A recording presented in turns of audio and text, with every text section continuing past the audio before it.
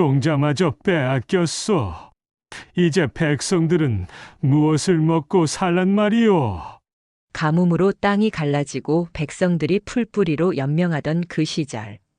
어느 고을의 탐욕스러운 사또는 백성들의 마지막 남은 종자마저 빼앗아 자신의 생일잔치를 벌였습니다. 그런데 그 잔치에 누더기를 걸친 한 선비가 나타났습니다. 과연 이 선비는 누구였을까요? 그리고 그는 어떻게 탐욕에 눈먼 사또를 벌하고 백성들을 구했을까요? 오늘은 조선시대 민담 중에서도 통쾌한 반전으로 유명한 황금벼루의 비밀 이야기를 들려드리겠습니다. 가난한 선비의 지혜와 탐욕스러운 권력자의 말로를 통해 우리가 살아가며 잊지 말아야 할 교훈을 전해드립니다. 자, 그럼 지금부터 조선시대 어느 고을로 함께 떠나보시겠습니까? 이야기 속으로 들어가 보겠습니다. 일부 하늘도 무심하시지. 그해 여름은 유난히도 가물었습니다. 하늘에서는 한 방울의 비도 내리지 않았고 논밭에 흙은 바짝바짝 타들어갔습니다. 백성들은 풀뿌리를 캐어 죽을 쑤어 먹으며 겨우겨우 목숨을 이어가고 있었습니다. 어머니, 배고파요. 조금만 참거라. 내일이면 관아에서 곡식을 나눠준다고 하셨으니. 그런데 그 고을의 사또 변학수는 어떠했을까요? 그는 백성들의 고통은 안중에도 없었습니다. 오히려 자신의 생일잔치를 성대하게 치르기 위해 백성들에게서 마지막 남은 종자까지 세금이라는 명목으로 거둬들였습니다. 사또 나리, 그 종자는 내년 봄에 뿌릴 씨앗입니다. 그것마저 가져가시면 저희는 정말 굶어 죽습니다. 한 농부가 애타게 호소했지만 변학수는 콧방귀만 뀌었습니다. 시끄럽다. 임금님께 바칠 세금도 모자라는 판에 무슨 소리냐? 당장 내놓지 못할까? 아전들이 농부의 집 곳간을 뒤져 곡식 한 톨까지 싸들고 갔습니다. 그렇게 모은 곡식으로 변학수는 기생들을 불러 모으고 산의 진미를 차려 잔치를 벌였습니다. 잔치가 한창 무르익던 그때였습니다. 관아 대문 밖에서 웬 누더기 차림의 사내가 나타났습니다. 그의 옷은 기워 입고 또 기워 입어 천조각인지 옷인지 구분이 안 될 지경이었습니다. 하지만 그의 눈빛만은 형형하게 빛나고 있었습니다. 여보시오, 문지기 양반. 안에 잔치가 벌어지고 있다는데 이 가난한 선비에게도 술 한 잔만 나눠줄 수 없겠소? 그 사내의 이름은 이문학. 과거 공부를 하던 가난한 선비였습니다. 그는 몇 날 며칠을 굶어 비틀거리는 몸으로 이곳까지 왔습니다. 문지기가 안으로 들어가 사또에게 보고하자 변학수는 기생들과 함께 깔깔대며 웃었습니다. 허허, 거지가 술을 달라고. 재미있군. 들어오라고 해. 이문학이 마당으로 들어서자 잔치에 모인 아전들과 기생들이 킥킥대며 그를 비웃었습니다. 저것 좀 봐라. 사람인지 헛수아비인지 모르겠네. 술을 달라니 뻔뻔하기도 하지. 변학수가 거드름을 피우며 말했습니다. 이복의 선비. 자네가 정말 선비라면 분명 글재주가 있을 것이 아닌가. 지금 이 자리에서 시 한 수를 지어보게. 만약 내 마음에 들면 술 한 잔쯤이야 얼마든지 주지. 이문학은 잠시 고개를 숙이고 있다가 천천히 입을 열었습니다. 좋습니다. 그럼 한 수 읊어보겠습니다.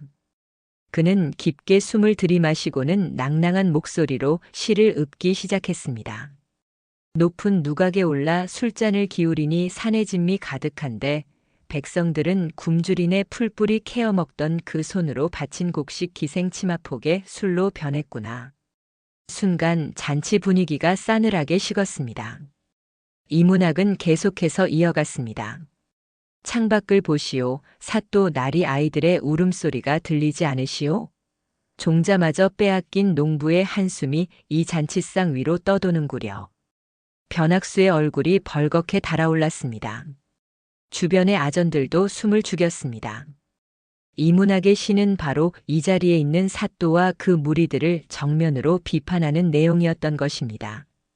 에이, 이놈이 감히 관에서 이 무슨 불경한 말을 짓거리느냐. 변학수가 벌떡 일어나 소리쳤습니다. 당장 이놈을 잡아 옥에 가두어라. 그리고 이놈의 집을 샅샅이 뒤져서 재산을 몰수하라. 아전들이 우르르 달려들어 이문학의 팔을 붙잡았습니다. 이문학은 끌려가면서도 변학수를 똑바로 바라보았습니다. 그의 눈빛에는 두려움이 아닌 오히려 묘한 확신 같은 것이 담겨 있었습니다. 며칠 후 변학수는 이문학의 집을 압수하며 조사한 보고서를 받았습니다. 보고서에는 이런 내용이 적혀 있었습니다. 이문학의 집안은 대대로 선비 집안이며 집에서 발견된 물건 중 특이한 것이 하나 있사옵니다. 바로 황금빛으로 빛나는 벼루인데 집안 대대로 내려온 보물이라 하옵니다. 황금 벼루. 변학수의 눈이 번뜩였습니다. 탐욕이 그의 마음속에서 꿈틀거렸습니다. 그 벼루를 당장 가져오라. 2부 옥중의 거래. 그날 밤 변학수는 옥에 갇힌 이문학을 직접 찾아갔습니다. 횃불을 든 아전들이 뒤따르는 가운데 사또는 거드름을 피우며 옥문 앞에 섰습니다. 이문학, 내 놈이 가진 황금 벼루에 대해 들었다. 그것을 나에게 바치면 목숨만은 살려주마. 어둠 속에서 이문학의 목소리가 들려왔습니다. 사또 나리, 그 벼루는 제 집안 대대로 내려온 보물입니다. 목숨보다 소중한 것이옵니다. 목숨보다 소중하다고? 그럼 내 놈은 여기서 썩어 죽을 셈이냐? 변학수가 비웃듯 말했습니다. 하지만 이문학은 침착하게 대답했습니다. 사또 나리, 제게 한 가지 제안이 있사옵니다. 제안? 내 놈이 감히 무슨 제안을? 그 벼루는 사실 평범한 벼루가 아니옵니다. 이문학의 목소리가 낮게 가라앉았습니다. 변학수는 귀를 쫑긋 세웠습니다. 밤마다 금을 낳는 요물 벼루라고 들어보셨습니까? 변학수의 눈이 휘둥그레졌습니다. 뭐라고? 금을 낳는다고? 그렇습니다. 하지만 그 비밀을 아는 사람은 우리 집안 사람뿐이옵니다. 대신 그 벼루는 주인을 가립니다. 탐욕스러운 자에게는 재앙을 내리고 덕이 있는 자에게만 금을 내준다고 전해져 내려옵니다. 이문학의 말에 변학수는 잠시 의심스러운 표정을 지었습니다. 하지만 탐욕이 이성을 앞섰습니다. 덕이 있는 자라. 내가 이 고을을 다스리는 사또가 아닌가. 당연히 나에게 금을 낳아줄 것이다. 좋다. 그럼 내 놈 그 벼루를 내게 바쳐라. 대신 너에게 무엇을 원하느냐? 이문학이 잠시 침묵하다가 말했습니다. 곡식을 주십시오. 이번 잔치에 쓰신 모든 곡식을 제게 주신다면 그 벼루를 드리겠습니다. 변학수는 속으로 쾌재를 불렀습니다. 허허, 이 바보 같은 놈아. 곡식 따위와 금을 낳는 벼루를 바꾸겠다니. 천하의 멍청이로다. 좋다. 내일 당장 곡식을 준비하겠으니 내 놈도 그 벼루를 가져오도록 하라. 다음 날 아침 관아의 마당에는 거대한 곡식 더미가 쌓였습니다. 변학수가 잔치에 쓴 곡식, 아니 백성들에게서 빼앗은 모든 곡식이었습니다. 이문학도 아전들의 감시하에 자신의 집으로 가서 벼루를 가져왔습니다. 그것은 정말로 황금빛으로 빛나는 아름다운 벼루였습니다. 이것이 그 벼루냐? 변학수가 눈을 빛내며 물었습니다. 그렇습니다, 사또 나리. 하지만 한 가지 주의하실 것이 있습니다. 주의할 것? 이 벼루는 밤에만 금을 낳습니다. 그것도 아무도 보지 않는 곳에서만요. 만약 누군가 지켜본다면 요물이 놀라 다시는 금을 낳지 않을 것입니다. 변학수는 고개를 끄덕였습니다. 알았다, 알았어. 자, 어서 이 곡식을 가지고 썩 꺼지거라. 이문학은 곡식을 수레에 가득 실었습니다. 그리고 관아를 나서며 한 번 뒤를 돌아보았습니다. 변학수는 벼루를 안고 입이 귀에 걸려 웃고 있었습니다. 그날 밤 변학수는 벼루를 자신의 방에 모셔놓고 잠을 청했습니다. 아니, 청하려 했으나 잠이 올 리가 없었습니다. 내일 아침이면 금덩이가 쌓여 있겠지? 하루에 얼마나 나올까? 10량? 100량? 그는 이불 속에서 뒤척이며 아침이 오기만을 기다렸습니다. 밤하늘의 별들이 하나둘 자리를 바꾸고 먼 산 너머로 동이 트기 시작했습니다. 됐다. 이제 해가 뜨기 시작했으니 확인해 봐야지.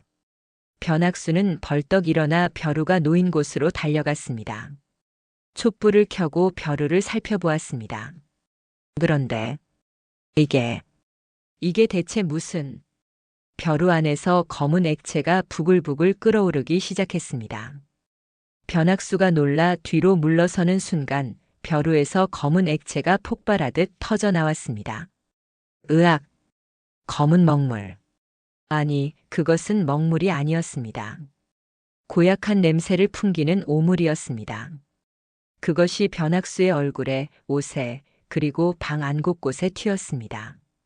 이놈의 벼루가... 이게 무슨 냄새야? 변학수는 얼굴을 닦아보려 했지만 닦으면 닦을수록 더 번졌습니다. 방문을 열고 나온 그의 모습을 본 아전들이 깜짝 놀랐습니다. 사또나리, 무슨 일이십니까? 이문학, 당장 이문학을 잡아오라. 이놈이 나를 속였다.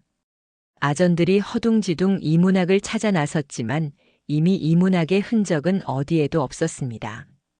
그 무렵 이문학은 마을 어귀에 있었습니다. 밤새도록 그는 사또에게서 받은 곡식을 백성들에게 나눠주고 있었습니다. 여러분, 이것은 원래 여러분의 것이었습니다. 이제 다시 돌려드립니다. 선비나리, 이게 대체 어찌 된 일입니까? 한 노인이 눈물을 글썽이며 물었습니다. 그저 제가 할 수 있는 일을 했을 뿐입니다. 여러분, 이 곡식으로 다시 희망을 가지십시오. 백성들은 이문학에게 거듭 절을 올렸습니다. 이문학은 마지막 곡식 한 자루를 나눠주고는 호련히 그 고을을 떠났습니다. 3부 추격의 시작. 뭐라고? 이문학이 사라졌다고? 오물투성이가 된 얼굴을 겨우 닦아낸 변학수가 소리쳤습니다. 아전들은 땅만 쳐다보며 대답했습니다. 사또날이 밤새 마을 곳곳을 뒤졌으나 그 선비의 흔적이 없습니다. 다만 마을 백성들이 이상한 말을 하는데, 이상한 말이라니? 밤사이 누군가 백성들에게 곡식을 나눠줬다고 합니다. 그 곡식이 바로 나리께서 이문학에게 주신... 변학수의 얼굴이 다시 불그락푸르락 변했습니다. 이놈이 나를 완전히 속였구나. 당장 사방팔방으로 사람을 보내 그놈을 잡아오라. 그리고 백성들에게 나눠준 곡식도 모두 다시 걷어들여라. 하지만 아전 중 한 명이 조심스럽게 말했습니다. 사또나리, 그것이... 백성들이 이미 그 곡식을 숨겨버렸습니다. 어디에 감춰놨는지 아무도 말하지 않습니다. 사실 그날 밤 이문학이 곡식을 나눠줄 때 백성들은 처음엔 믿기지 않았습니다. 선비나리, 이 곡식을 정말 저희에게 주시는 겁니까? 사또가 가만히 있지 않을 텐데요. 한 안악이 걱정스럽게 물었습니다. 이문학이 부드럽게 웃으며 대답했습니다. 걱정 마십시오. 이것은 원래 여러분의 것이었습니다. 사또가 부당하게 빼앗아간 것을 되돌려 드리는 것뿐입니다. 그리고 이문학은 잠시 말을 멈추고 백성들을 돌아보았습니다. 곧 이 고을에 큰 변화가 있을 것입니다. 그때까지 힘을 내십시오. 백성들은 이문학의 말뜻을 정확히 알 수는 없었지만 그의 눈빛에서 묘한 확신을 느꼈습니다. 그래서 그들은 곡식을 받아 마을 곳곳에 재빨리 숨겼습니다. 이제 변학수가 아무리 아전들을 풀어 뒤져도 곡식은 찾을 수 없었습니다. 오히려 백성들은 입을 꼭 다물고 서로를 보호했습니다. 저희는 아무것도 받은 것이 없습니다. 혹시 사또 나리께서 잘못 보신 것 아니옵니까? 백성들의 태도에 변학수는 더욱 화가 났습니다. 한편 이문학과 변학수의 이야기는 빠르게 이웃 고을로 퍼져나갔습니다. 들었어? 저 고을 사또가 가난한 선비한테 완전히 당했다던데? 금을 낳는 벼루라더니 알고 보니 오물을 뿜는 벼루였다지 뭐야. 하하. 그 탐욕스러운 사또 꼴 좀 봤겠네. 장터에서 주막에서 사람들이 모이는 곳마다 이 이야기가 화제거리였습니다. 어떤 이들은 이문학을 영웅처럼 칭송했고 어떤 이들은 변학수의 어리석음을 비웃었습니다. 이 소문은 마침내 한양의 암행어사 귀에까지 들어갔습니다. 백성들의 종자를 빼앗아 잔치를 벌였다고. 그것도 이 가뭄에.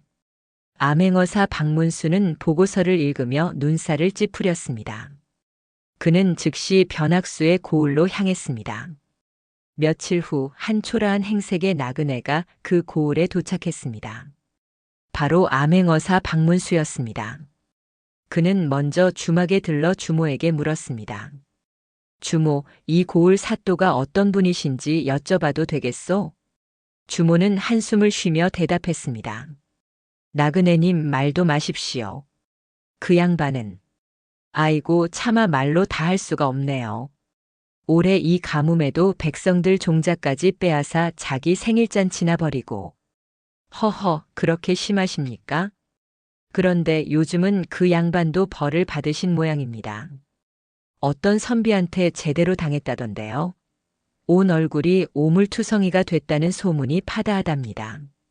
박문수는 속으로 고개를 끄덕였습니다. 이미 백성들이 사또를 신뢰하지 않는구나. 이 정도면 충분한 증거가 될 것이다. 그날 밤 박문수는 관아 주변을 살폈습니다. 변학수의 방에서는 여전히 고약한 냄새가 진동했고 아전들이 바쁘게 방을 청소하고 있었습니다. 저 벼루라는 것이 정말 신기하구나. 대체 어떤 원리일까? 사실 이문학이 사용한 벼루에는 간단한 비밀이 있었습니다. 벼루 안에 특수한 장치를 해놓아 일정 시간이 지나면 안에 숨겨둔 오물이 압력으로 터져 나오도록 만든 것이었습니다. 이문학은 옛 책에서 이런 장치에 대해 읽은 적이 있었고 몇 달 동안 연구 끝에 완성했던 것입니다. 그는 언젠가 이것으로 탐욕스러운 권력자를 골탕 먹일 날이 오리라 생각했었습니다. 그리고 그 기회가 바로 변학수였던 것입니다. 다음 날 아침 박문수는 백성들을 만나러 다녔습니다. 노인장, 이번에 이문학이라는 선비가 곡식을 나눠줬다던데 사실입니까? 한 노인이 조심스럽게 주위를 살피더니 작은 목소리로 말했습니다. 그렇습니다, 나그네님. 그 선비 양반은 우리의 은인이십니다. 사또한테서 빼앗긴 우리 종자를 다시 돌려주셨어요. 그 선비는 지금 어디 있습니까? 모릅니다. 곡식을 나눠주고는 홀연히 떠나셨습니다. 다만 떠나시기 전에 이런 말씀을 하셨어요. 곧 정의가 바로 설 것이라고. 박문수는 미소를 지었습니다. 이문학이라. 과연 지혜로운 선비로구나. 사부 어사또 출두요. 사흘째 되던 날 관아의 마당에는 백성들이 가득 모여 있었습니다. 변학수가 백성들을 불러 모은 것이었습니다. 오늘 너희들에게 마지막으로 경고한다. 이문학이 나눠준 곡식을 당장 내놓지 않으면 너희 집안 전체를 역적으로 몰아벌을 내릴 것이다. 변학수가 높은 자리에서 위협적으로 소리쳤습니다. 하지만 백성들은 고개를 숙인 채 아무 말도 하지 않았습니다. 이놈들이 끝까지 입을 다물 작정이냐? 바로 그때였습니다. 잠깐. 군중 사이에서 한 초라한 나그네가 앞으로 나섰습니다. 바로 박문수였습니다. 누구냐 내 놈은? 감히 관아에서 무례하게. 변학수가 소리쳤습니다. 박문수는 천천히 품에서 무언가를 꺼냈습니다. 그것은 바로 암행어사의 마패였습니다. 어사또 출두요. 순간 관아의 분위기가 얼어붙었습니다. 변학수의 얼굴은 새파랗게 질렸고 아전들은 벌벌 떨기 시작했습니다. 박문수는 위험 있는 목소리로 말했습니다. 변학수, 내 죄를 낱낱이 밝히겠노라. 첫째, 가뭄으로 백성들이 풀뿌리로 연명하는 때에 백성들의 종자까지 빼앗아 사치스러운 잔치를 벌인 죄. 백성들 사이에서 작은 술렁임이 일었습니다. 둘째, 자신을 비판한 선비를 부당하게 옥에 가두고 그의 재산을 탐낸 죄. 셋째, 백성들에게 돌려준 곡식을 다시 빼앗으려 하고 그들을 역적으로 몰아 협박한 죄. 박문수의 목소리는 점점 더 힘이 실렸습니다. 이 모든 죄는 사형에 해당하나 임금님의 은혜로 관직을 박탈하고 유배 보내도록 하겠노라. 어사또나리. 소인이 잘못했습니다. 용서해 주십시오. 변학수는 그 자리에 무릎을 꿇고 바닥에 이마를 찌으며 빌었습니다. 하지만 박문수의 표정은 단호했습니다. 내가 백성들에게 빌어야 할 것이다. 당장 끌어내라. 포졸들이 달려들어 변학수를 결박했습니다. 그의 비명소리가 관아 마당에 울려 퍼졌습니다. 변학수가 끌려가자 백성들 사이에서 작은 함성이 터져 나왔습니다. 만세! 만세! 정의가 승리했다. 한 노인은 눈물을 흘리며 하늘을 쳐다보았습니다. 하늘이 우리를 버리지 않으셨구나. 박문수는 백성들을 향해 말했습니다. 여러분, 이제 걱정하지 마십시오. 새로운 사또가 부임할 때까지 제가 이 고을을 돌보겠습니다. 그리고 여러분에게 돌아간 곡식은 원래 여러분의 것이니 안심하고 농사에 쓰십시오. 고맙습니다. 어사또나리. 백성들은 일제히 절을 올렸습니다. 그들의 얼굴에는 오랜만에 희망의 빛이 돌아왔습니다. 며칠 후 박문수는 이문학을 찾기 위해 사람을 보냈습니다. 이문학은 이웃 고을의 작은 서당에서 아이들을 가르치고 있었습니다. 선비 양반 어사또나리께서 찾으십니다. 전령의 말에 이문학은 조용히 고개를 끄덕였습니다. 그는 서당을 정리하고 다시 그 고을로 돌아왔습니다. 관아에서 박문수와 마주한 이문학은 공손히 절을 올렸습니다. 초야의 선비 이문학, 어사또나리를 뵙습니다. 허허, 그대가 바로 그 유명한 이문학이시군요. 앉으시지요. 박문수는 이문학을 친근하게 맞이했습니다. 두 사람은 마주 앉아 차를 마시며 이야기를 나눴습니다. 그 벼루는 대체 어떤 원리였습니까? 박문수가 호기심 어린 눈빛으로 물었습니다. 이문학이 미소를 지으며 대답했습니다. 간단한 장치입니다, 나리. 옛 기술서에서 읽은 것을 응용했을 뿐입니다. 벼루 안에 오물을 담고 시간이 지나면 압력으로 터지도록 만든 것이지요. 허허, 그대의 지혜가 참으로 대단하십니다. 박문수는 차를 한 모금 마시고는 진지한 표정으로 말했습니다. 이문학 선비, 그대의 재주라면 관직에 나가도 크게 쓰일 것입니다. 제가 천거해 드리겠습니다. 하지만 이문학은 고개를 저었습니다. 감사옵니다만 소인은 권력보다는 백성들 곁에서 그들을 가르치고 돕는 것이 더 소중합니다. 허허, 역시 고결한 선비로구나. 박문수는 감탄하며 고개를 끄덕였습니다. 그럼 이것만은 받아주시오. 박문수는 주머니에서 은자 몇 냥을 꺼냈습니다. 이것으로 서당을 운영하고 아이들을 가르치는 데 쓰십시오. 작은 성의입니다. 이문학은 깊이 절을 올리며 받았습니다. 나리의 은혜 평생 잊지 않겠습니다. 며칠 후 이문학은 다시 떠날 채비를 했습니다. 백성들이 그를 배웅하러 마을 어귀에 모였습니다. 선비나리, 정말 가시는 겁니까? 이 은혜를 어찌 갚아야 할지. 백성들은 아쉬워하며 눈물을 글썽였습니다. 이문학이 부드럽게 웃으며 말했습니다. 은혜는 다시 다른 이웃에게 베푸시면 됩니다.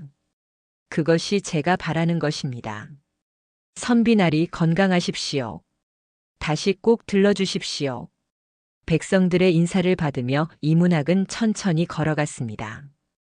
그의 뒷모습을 바라보는 백성들의 눈에는 존경과 감사의 빛이 가득했습니다. 그리고 신기하게도 이문학이 떠난 그날 저녁부터 먹구름이 몰려오기 시작했습니다. 밤새 천둥이 치고 번개가 번쩍이더니 다음 날 아침부터 단비가 내리기 시작했습니다. 비다. 비가 온다. 하늘이 우리를 도우신다. 백성들은 빗속에서 춤을 추며 기뻐했습니다. 오랜 가뭄이 드디어 끝난 것입니다. 한 노인이 하늘을 보며 중얼거렸습니다. 이문학 선비께서 떠나시니 하늘도 감동하신 모양이구나. 오후 한 해가 지나고 단비가 내린 후 그 고을은 완전히 달라졌습니다. 새로 부임한 사또는 청렴하고 자상한 분이었습니다. 백성들은 이문학이 나눠준 종자로 농사를 지었고 하늘도 도와 그해 가을에는 풍년이 들었습니다. 여보게들, 올해 수확이 정말 대단하지 않은가? 그러게 말일세. 이 모두가 이문학 선비 덕분이야. 백성들은 추수하며 이문학을 그리워했습니다. 그가 떠난 지 벌써 한 해가 지났지만 사람들의 기억 속에서 그는 여전히 살아 있었습니다. 마을 어귀에는 작은 비석이 하나 세워져 있었습니다. 백성들이 십시일반 돈을 모아 만든 것이었습니다. 비석에는 이렇게 새겨져 있었습니다. 의로운 선비 이문학을 기리며. 한편 유배지로 끌려간 변학수는 어떻게 되었을까요? 그는 먼 섬에서 백성들이 하는 힘든 일을 직접 해야 했습니다. 농사를 짓고 물을 길어 나르고 땔감을 패야 했습니다. 처음에는 투덜대고 불평하던 변학수였지만 시간이 지나면서 조금씩 변하기 시작했습니다. 이렇게 힘든 일을 백성들이 매일 했단 말인가.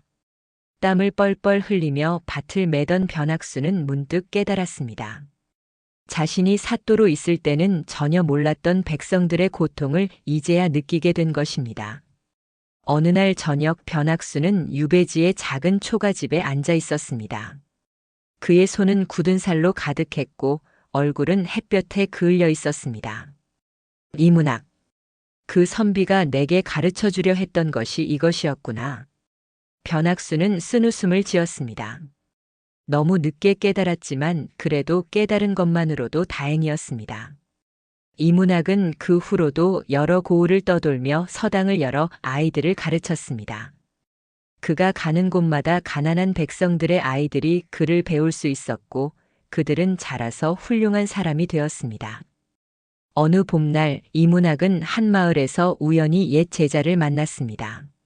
스승님, 정말 스승님이십니까? 오, 자네는. 그때 그 아이였구나. 그 청년은 이문학이 몇 년 전 가르쳤던 제자였습니다. 이제는 훌륭하게 성장해 그 고을의 훈장이 되어 있었습니다. 스승님 덕분에 저도 이렇게 아이들을 가르치는 사람이 되었습니다. 허허, 자네가 잘 자라주어 내가 더 기쁘네. 둘은 오랜만에 만나 차를 마시며 이야기꽃을 피웠습니다. 그로부터 몇 달 후 이문학은 한양 근처의 한 주막에서 우연히 박문수를 다시 만났습니다. 이게 누구신가? 이문학 선비. 어사또. 아니, 이제는 판서나리시라 들었습니다. 박문수는 그 후 승진해 이조 판서가 되어 있었습니다. 두 사람은 반가운 마음에 함께 술잔을 기울였습니다. 그간 어찌 지내셨습니까, 선비? 이곳저곳 떠돌며 아이들을 가르치고 있습니다. 나리께서는 요즘 어떠신지요? 하하, 바쁘게 지내고 있네. 하지만 그때 일은 아직도 생생하네. 자네의 지혜로 한 고을의 백성들을 구했지 않는가. 박문수가 술잔을 들며 말했습니다. 자네 같은 인재가 관직에 있었으면 나라가 더 밝았을 텐데 말이야. 이문학이 조용히 웃으며 대답했습니다. 날이 세상을 바꾸는 방법은 여러 가지입니다. 나리께서는 위에서 바른 정치를 펴시고 저는 아래에서 바른 사람을 키우는 것이지요. 각자의 자리에서 최선을 다하면 되는 것 아니겠습니까? 박문수는 깊이 고개를 끄덕였습니다. 그렇군요. 역시 자네는 현명하십니다. 세월이 흘러 이문학과 황금벼루 이야기는 전설이 되어 민간에 전해졌습니다. 사람들은 이 이야기를 아이들에게 들려주며 이렇게 말했습니다. 얘들아, 이 이야기가 우리에게 무엇을 가르쳐 주는 줄 아니? 네. 탐욕을 부리면 안 된다는 거요. 그렇지. 그리고 또 무엇이 있을까? 한 아이가 손을 들었습니다. 힘없는 백성들도 지혜로우면 나쁜 사람을 이길 수 있다는 것이요. 맞았다. 바로 그거야. 이야기는 입에서 입으로 전해지며 조금씩 변형되기도 했습니다. 어떤 버전에서는 벼루가 정말로 금을 낳았다가 사또의 탐욕을 보고 화가 나서 오물을 뿜었다고도 했고, 어떤 버전에서는 이문학이 신선의 제자였다고도 했습니다. 하지만 핵심은 변하지 않았습니다. 탐욕의 끝은 파멸이며 진정한 지혜와 선행은 결국 보상받는다는 것이었습니다. 세월이 한참 흐른 어느 날, 늙은 이문학은 자신이 처음 서당을 열었던 작은 마을로 돌아왔습니다. 그곳에는 이제 그가 가르쳤던 제자들이 서당을 운영하고 있었습니다. 스승님 오셨습니까? 제자들이 반갑게 맞이했습니다. 이문학은 서당 마당의 나무 아래 앉아 아이들이 글을 읽는 소리를 들었습니다. 천지현황, 우주홍황.